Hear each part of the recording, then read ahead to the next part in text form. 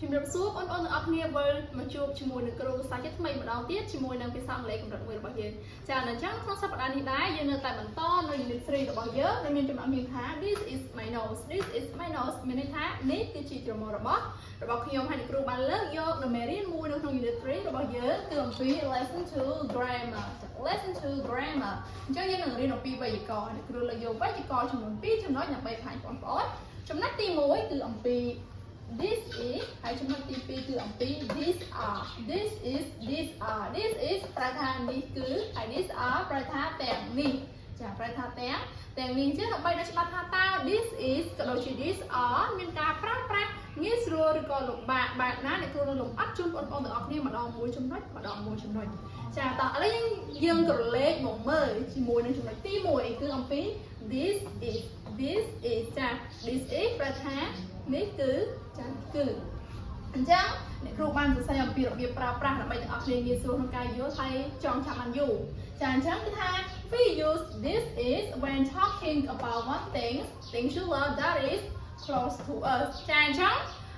this is ហ្នឹងគឺយើងប្រើប្រាស់ដើម្បីនិយាយអំពីនៅរបស់ឬក៏វត្ថុអីចឹងទៅ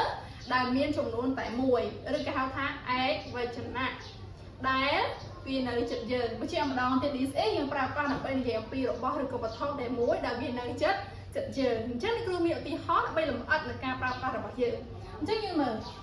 example number 1 this is my nose នេះគឺជាច្រមុះរបស់ខ្ញុំអញ្ចឹងបើយើងប្រើ this is my nose បញ្ជាក់ថាច្រមុះហ្នឹងគឺមានចំនួនប៉ុន្មានបងចាគឺចំនួន1ដោយសារយើងប្រើ this is បន្តមកទៀត this is a pencil នេះគឺជាខ្មៅដៃចំនួន1អូនអាចសរសេរបានថា this is a pencil ក៏បាន this is one pencil ក៏បានបញ្ជាក់ថាខ្មៅដៃចំនួន1អូខេបន្តមកទៀត number 3 this is a pen នេះគឺជាប៊ិចសុថាប៊ិចចំនួនប្រមាណយើងប្រើជាមួយ this is គឺប៊ិចចំនួន1ចាគឺមានពីអញ្ចឹងទៅដើម្បីបញ្ជាក់ថាវាមានចំនួន1ក៏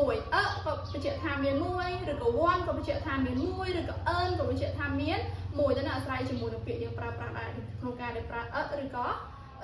ចាឬក៏បើយើងអត់មាន n ទេយើងដាក់តែពាក្យយកទៅអានឹងក៏បញ្ជាក់ថាវាចំនួន1ដូចគ្នាតែហាមថែម s ញ៉ៃអាហ្នឹងករណីមួយទៀតចាអញ្ចឹងឥឡូវចំណុចទី1យើងបញ្ចប់ធំហ្នឹងហើយយើងនឹងចូលចំណុចទី2ជាមួយនឹងគ្រូទាំងអស់គ្នាអូខេចំណុចទី2គឺអំពី these are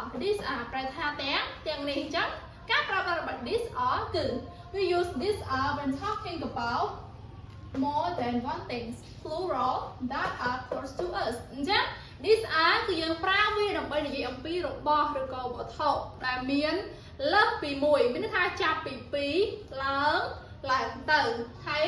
ឬក៏យើងអាចនិយាយបានថាជាពហុវចនៈដែលនៅចិត្ត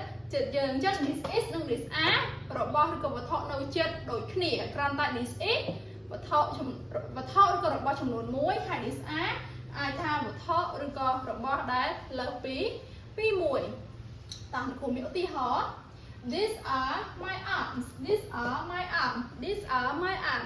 ទាំងនេះគឺជាដៃរបស់ខ្ញុំអញ្ចឹងបញ្ជាក់ថាវាលើសពី1ចាគឺវាអាច2ចាប៉ុន្តែបើយើងនិយាយអំពីល្បះទី1នេះគឺបញ្ជាក់ថាដៃរបស់យើងគឺមានចំនួន2ដូចនេះគឺយើងបន្ថែម s ទៅលើពីក្រោយពាក្យថា a ហើយអូនត្រូវចាំជាទូទៅនៅពេលដែលរបស់ឬក៏វត្ថុដែលវាចាប់ពី2ឡើងទៅគឺយើងបន្ថែម s ទៅលើវាបើករណីផ្សេងនេះគ្រូនិយាយជាទូទៅគឺយើងថែម s ដែលលើសពី1បន្តមកទៀត Number 2 these are two pencils ចាទាំងនេះគឺមានខ្មៅដៃចំនួន2អញ្ចឹងយើងអាចមានពាក្យ two ដើម្បីបញ្ជាក់ពីចំនួនទេបើយើងដាក់ពាក្យ three ក៏បានយើងអត់ដាក់ក៏បានដែរតែបើយើងដាក់ពាក្យ two នោះវាថាបញ្ជាក់ឲ្យច្បាស់ថាខ្មៅដៃនោះមានចំនួន2ហើយកុំភ្លេចគឺថែម s នៅខាងចុងលើពាក្យថា pencil អូខេហើយចុងក្រោយគេគឺ these are pens ចា these are pen អញ្ចឹងពេលនេះយើងអត់បញ្ជាក់ចំនួនវាទេគ្រាន់តែយើងបញ្ជាក់ថាទាំងនេះគឺជាប៊ិចវាអាចមាន2វាអាចមាន3ឬក៏វាអាចមានច្រើនហើយកុំភ្លេចគឺយើងបន្ថែម s នៅពីខាងក្រោយចាអូខេអញ្ចឹងថ្ងៃនេះតើតូនជាមួយនឹងមេរៀន grammar របស់អ្នកគ្រូផងណាគឺត្រូវបានបញ្ចប់ហើយអរគុណដល់អ្នកនាងក្នុងការតាមដានសូមព្រះគុណ